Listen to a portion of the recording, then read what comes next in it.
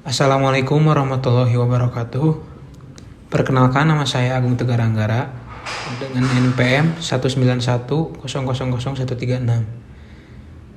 Mata kuliah Filsafat Hukum. Baik, di sini saya akan menjelaskan atau menjawab beberapa pertanyaan mengenai tugas filsafat hukum. Yang pertama, apa definisi keadilan? Apakah definisi keadilan hanya satu atau banyak? Mengapa? Jawabannya yaitu keadilan secara leksikal berarti sama atau menyamakan maupun setara. Menurut pandangan umum, keadilan yaitu menjaga hak-hak orang lain. Definisi keadilan ialah memberikan hak kepada yang berhak menerimanya. Keadilan merupakan suatu ukuran keabsahan suatu tatanan kehidupan berbangsa, bermasyarakat, dan bernegara. Keadilan adalah kondisi yang bersifat adil, makmur, dan sentosa terhadap suatu sifat, perbuatan, maupun perlakuan terhadap sesuatu hal. Diskusi mengenai bentuk dan perwujudan keadilan telah dimulai sejak berkembangnya teori-teori filsafat manusia. Di dalam filsafat, keadilan merupakan salah satu persoalan mendasar. Keadilan merupakan salah satu jenis nilai yang bersifat abstrak sehingga sulit untuk diukur.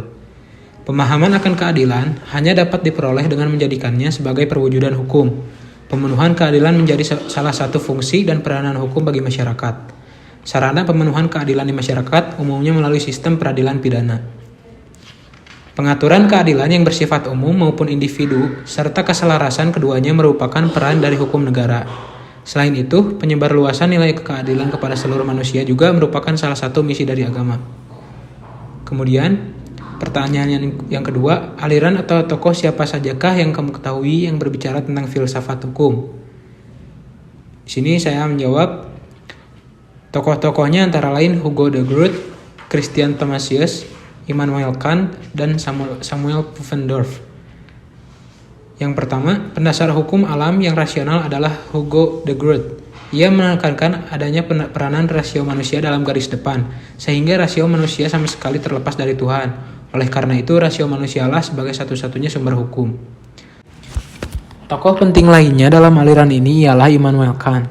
Filsafat dari Kant dikenal sebagai filsafat kritis, lawan dari filsafat dogmatis.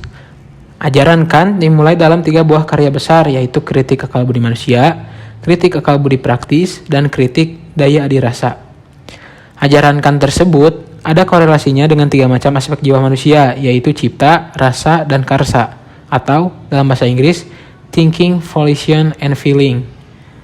Kemudian metode kritis tidak skeptis, tidak dogmatis atau transcendental. Hakikat manusia tidak terletak pada akalnya, serta cara berpikir yang bersifat teoritis keilmuan alamiah, tetapi pada kebebasan jiwa sosial manusia yang mampu secara mandiri menciptakan kesusilaan bagi dirinya sendiri dan juga orang lain.